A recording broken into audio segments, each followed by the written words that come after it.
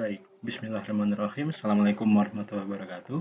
Kita ketemu lagi di video masih dalam seri belajar dari rumah untuk mata kuliah sistem operasi.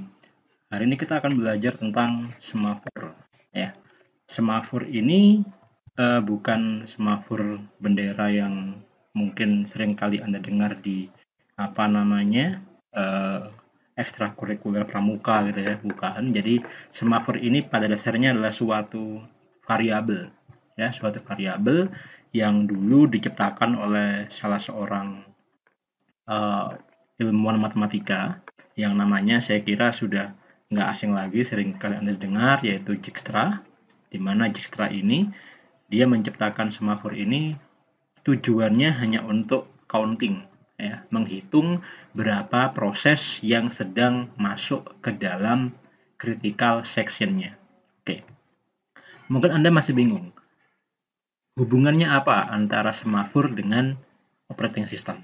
Baik, di video sebelumnya kita membahas tentang sinkronisasi proses beserta dengan algoritma-algoritma yang ada pada sinkronisasi proses tersebut. Kita udah belajar banyak algoritma di situ. Ada algoritma Thurn, Dekker, Peterson, dan lain sebagainya. Nah, tapi kalau Anda perhatikan, di algoritma-algoritma tadi itu hanya bisa untuk menangani model sinkronisasi untuk dua proses, ya, yang mungkin Anda bisa buka kembali atau tonton kembali video yang sebelumnya kalau Anda mungkin lupa. Jadi algoritma-algoritma yang kita bahas kemarin itu mereka adalah algoritma yang bisa digunakan untuk sinkronisasi dua proses. Permasalahannya adalah ada beberapa saat atau ada beberapa kasus di mana kita butuh banyak proses yang masuk ke critical section. Kita ambil contoh misalkan yang kemarin itu, ya, yang kemarin itu kan kalau Anda mungkin masih ingat ketika saya punya P1, kemudian saya punya P2 di sini, gitu ya. Saat P1 sedang mengerjakan critical section-nya, maka P2 harus menunggu gitu kan. Menunggu sampai P1 selesai mengerjakan critical section-nya. Saat P1 sudah selesai mengerjakan critical section-nya, baru kemudian P2 bisa masuk ke critical section-nya. Saat P2 mengerjakan critical section-nya, P1 nggak boleh masuk ke critical section-nya lagi. Dia harus menunggu sampai P2 selesai mengerjakan critical section-nya, baru P1 boleh masuk ke critical section-nya lagi. Gitu kan? Itu yang kita pelajari kemarin. Artinya adalah konsep ini adalah konsep mutual exclusion, di mana hanya boleh ada satu proses yang masuk ke dalam mode critical section.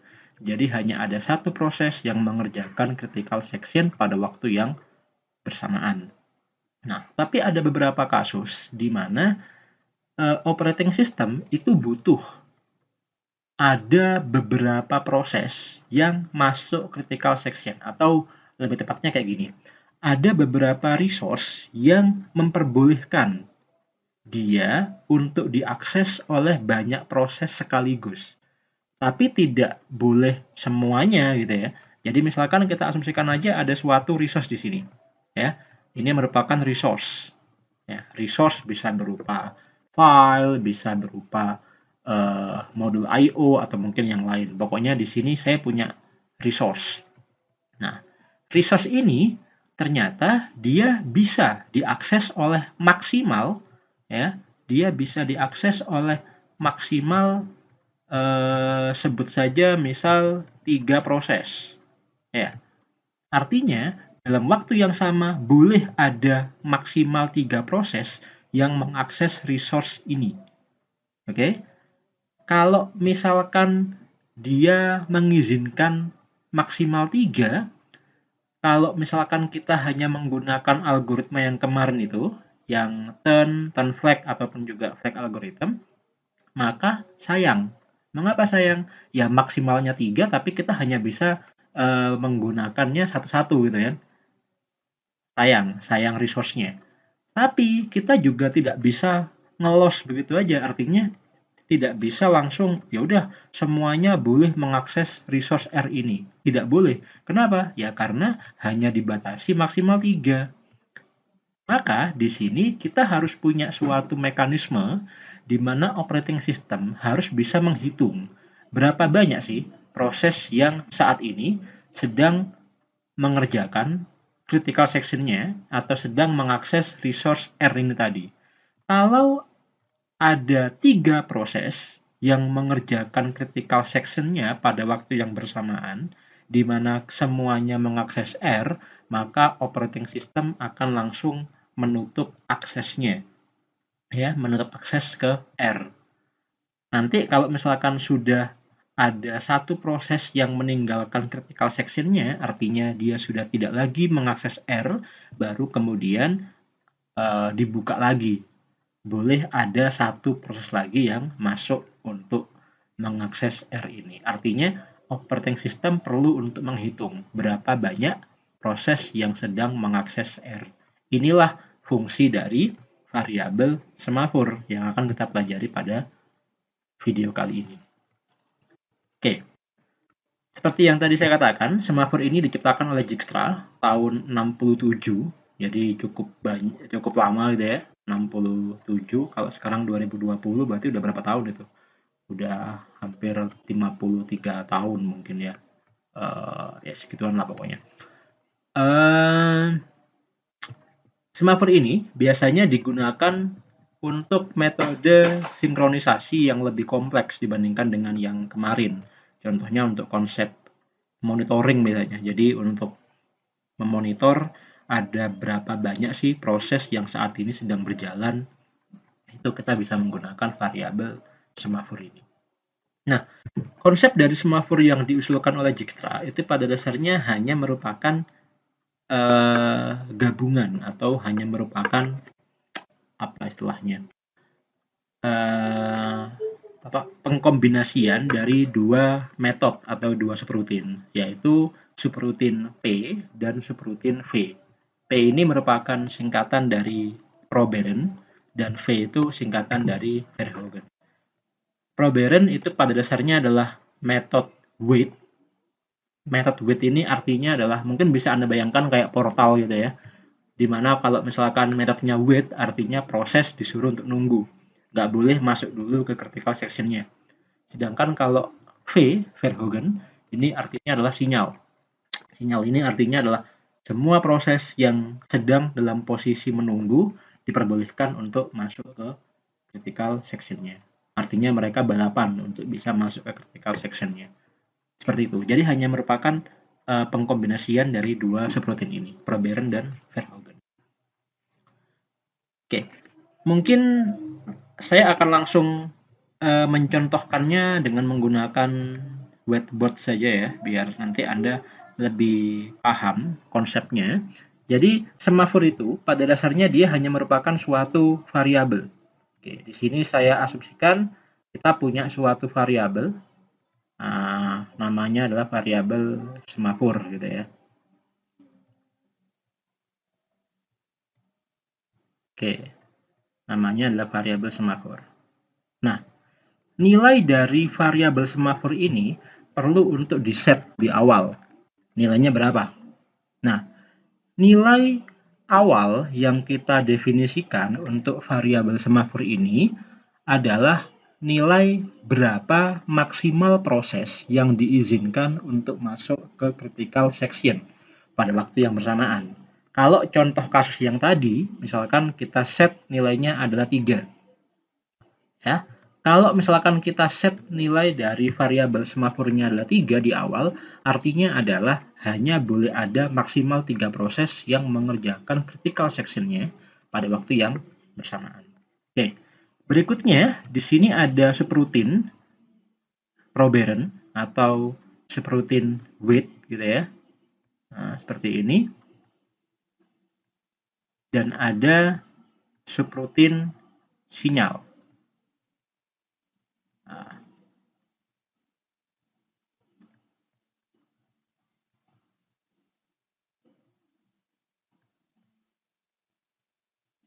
ya. Oke. Di mana dalam subroutine with ini sebenarnya isinya itu hanya simpel saja. Isinya itu hanya suatu pengkondisian if gitu ya. Jika nilai semafornya ya, jika nilai semafor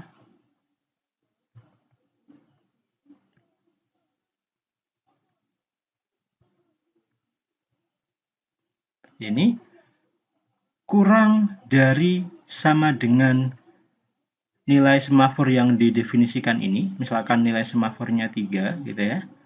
Jika nilai semafornya itu kurang dari sama dengan 3, maka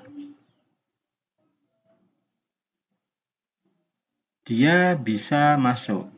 Bentar. Oh, sorry. Saya agak lupa.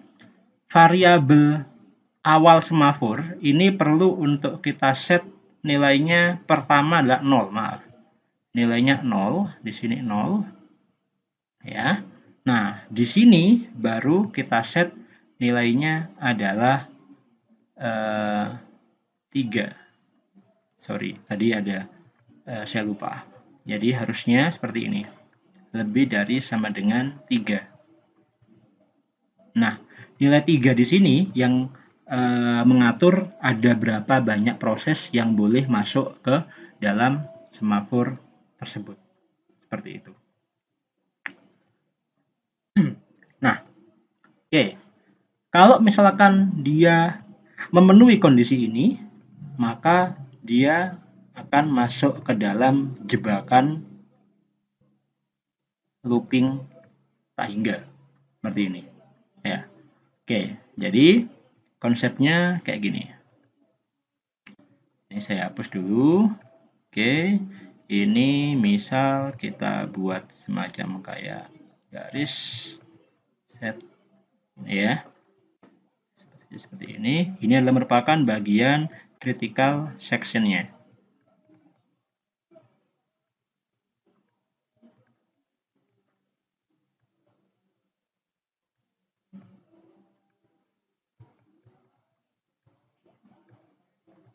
Ini merupakan bagian critical section-nya. Oke, jadi konsepnya hanya kayak gini aja. Misal, saya punya suatu proses. Sebut saja P1. Oke, P1 pengen masuk ke critical section. Saat P1 ingin masuk ke critical section, dia akan melewati portal with ini terlebih dahulu. Ya. Kemudian, kita akan melakukan pengecekan. Apakah sekarang nilai semafornya itu lebih dari sama dengan 3? Sekarang kan nilai semafornya 0 gitu kan ya. Nah, karena sekarang nilai semafornya 0, maka dia lewat dari jebakan wait ini. Nah, maaf. Sebelum ini, di sini ada lagi semafor plus.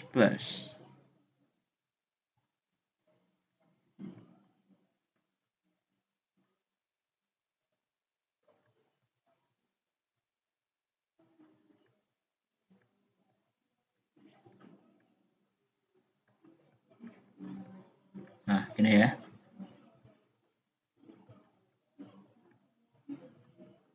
Oke, jadi saat P1 melewati subroutine wait, akan ada pengecekan. Apakah sekarang nilai semafornya itu lebih dari sama dengan 3? Tidak, karena sekarang semafornya kan masih 0. Karena tidak, maka P1 bisa melewati jebakan subroutine wait ini. Dia sekarang masuk ke sini. Ya, masuk ke sini. Kemudian dia akan mengeksekusi semafor plus. Maka sekarang nilai semafornya bukan lagi 0, melainkan nilai semafornya sekarang 1. Berikutnya, P1 akan masuk ke critical section. Oke. Berarti sekarang ada satu proses yang sedang masuk ke critical section-nya. Berikutnya, ada lagi P2. Misalkan. Ada P2. Sama dengan P1, P2 masuk, dia harus melewati subroutine wait dulu. Sekarang ada pengecekan lagi. Apakah nilai semafurnya lebih dari sama dengan 3? Tidak, karena sekarang nilai semafurnya 1. Maka P2 akan lolos dari jebakan wait ini dan dia akan mengeksekusi semafur plus. Maka sekarang nilai semafurnya berubah lagi menjadi 2. Oke, lanjut. Ada lagi sekarang P3. Ya. Sama dengan dua proses sebelumnya, dia melewati subroutine wait. Maaf, tadi di sini ada P2 ya. Udah masuk. P3 melewati subroutine wait, dicek apakah semafurnya lebih dari sama dengan 3. Tidak, karena semafurnya masih 2, maka P3 lolos juga dari jebakan wait dan dia mengeksekusi semafur plus. Maka sekarang nilai semafurnya berubah jadi 3. Nah, dan P2 masuk di critical section ini. P3 ya, maaf. Nah, P3. Berikutnya muncul P4. Nah, saat P4 ingin masuk ke critical section, P4 juga sama dengan proses yang lain, dia harus melewati subroutine wait terlebih dahulu. Sampai di sini ada pengecekan. Apakah semafur lebih dari sama dengan 3? Iya, karena sekarang semafurnya 3. Maka P4 akan terjebak di sini. Jadi di sini P4 akan diam di situ. Tidak melakukan apapun, tapi dia tidak bisa keluar dari jebakan ini. Pun demikian ketika misalkan di sini ada lagi P5. Ya, ketika ada P5 masuk di sini juga sama, P5 tidak bisa masuk. P5 harus terjebak di sini sama seperti P4. Nah, dengan cara seperti ini, maka kita bisa melakukan pengkondisian dibatasi. Ada berapa banyak sih proses yang boleh masuk ke critical section. Dalam hal ini hanya boleh ada 3 proses. Nah, kapan P4 dan P5 ini bisa masuk ke critical section ini? Nah, saat ada salah satu di antara ketiga proses yang ada di sini itu meninggalkan critical section-nya. Misal P2 sekarang selesai. Jadi P2 sudah selesai mengerjakan critical section-nya. Ya, P2 udah selesai mengerjakan critical section-nya. Nah, saat suatu proses meninggalkan critical section-nya, dia harus masuk lagi ke subroutine sinyal namanya. Atau kalau dalam usulannya Dijkstra disebut sebagai subroutine Verhoeven. Ya. Jadi kalau wait itu Proberen, kalau sinyal itu Verhoeven. Nah, di sini P2 harus melewati subroutine sinyal terlebih dahulu. Nah, sebenarnya apa yang ada dalam subroutine sinyal? Dalam subroutine sinyal sebenarnya P2 hanya cukup untuk mengeksekusi perintah ini aja. Semafur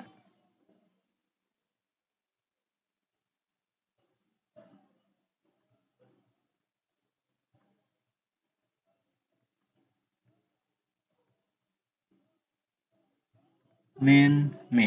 Nah, hanya ini aja. Ya. Jadi P2 hanya perlu untuk mengeksekusi semafur min. Nah, di sini tidak ada jebakan apapun. Jadi dia hanya sekedar mengeksekusi semafur min. Saat P2 berhasil mengeksekusi semafur min, maka sekarang nilai semafurnya berubah dari yang tadinya 3 menjadi 2.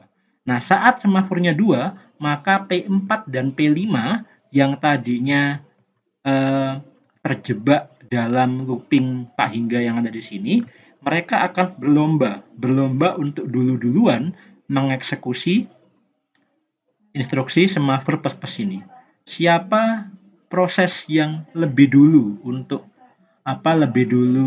mengeksekusi instruksi ini, maka dialah yang bisa keluar dari jebakan wait ini dan dia akan bisa masuk critical section. Jadi P4 dan P5 di sini saling rebutan.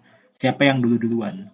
Misalkan ternyata P5 P5 yang lebih dulu untuk bisa mengeksekusi instruksi ini. Maka ketika instruksi ini dieksekusi, semafor plus semafornya yang tadinya 2 berubah lagi menjadi 3, ya, dan P5 bisa masuk ke critical section. Sedangkan P4 karena dia kalah cepat, maka P4 tidak akan bisa keluar dari jebakan wait ini. Seperti itu. Itu konsep yang diusulkan oleh Dijkstra melalui variabel semafor ini tadi.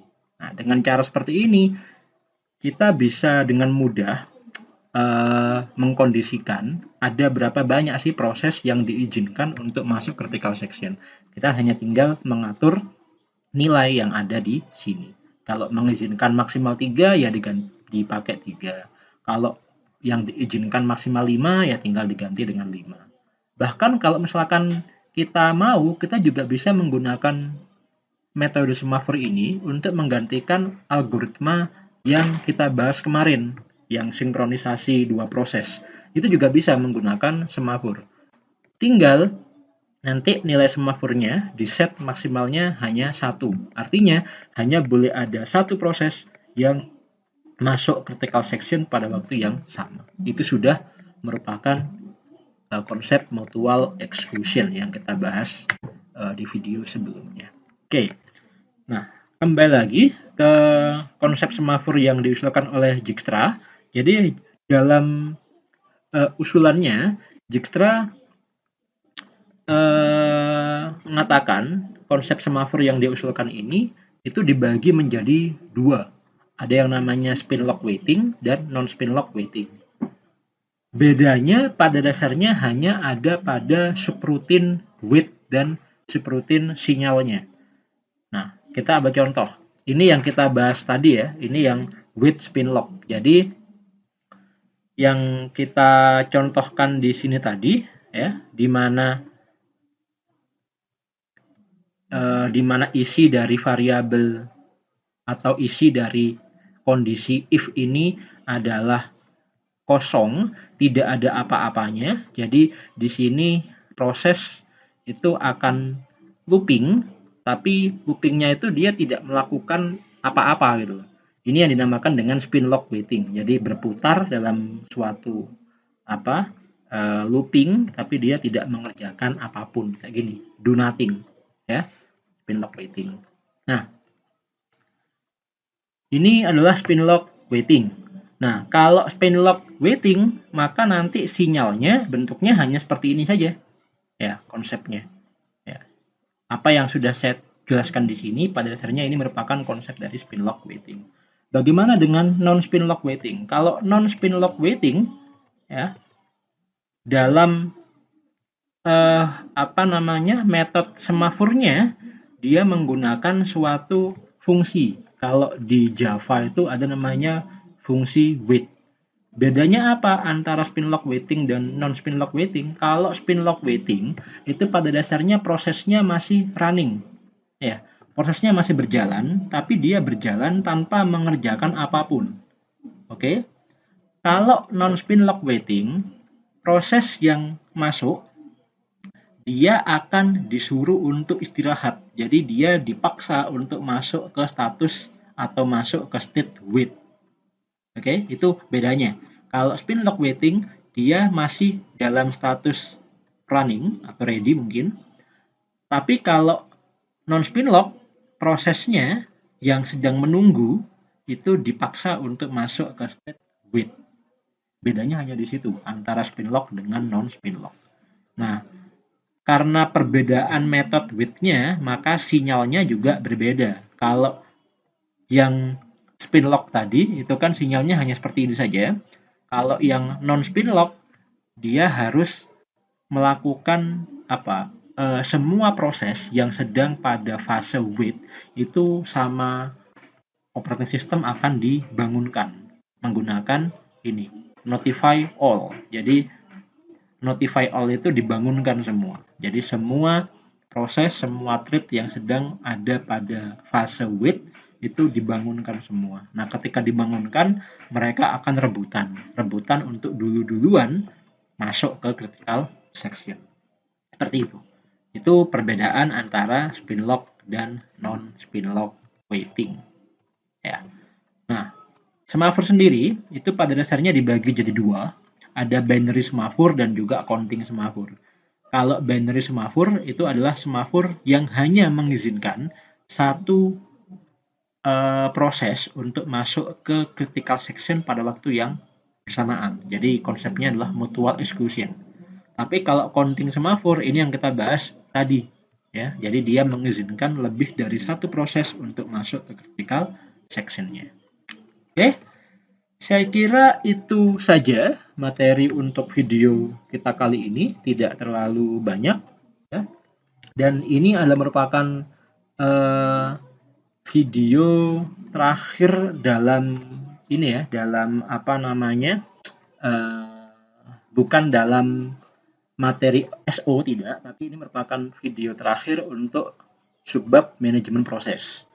Di video selanjutnya kita akan mulai masuk ke manajemen memori beserta dengan permasalahan-permasalahan yang ada di dalam manajemen memori tersebut.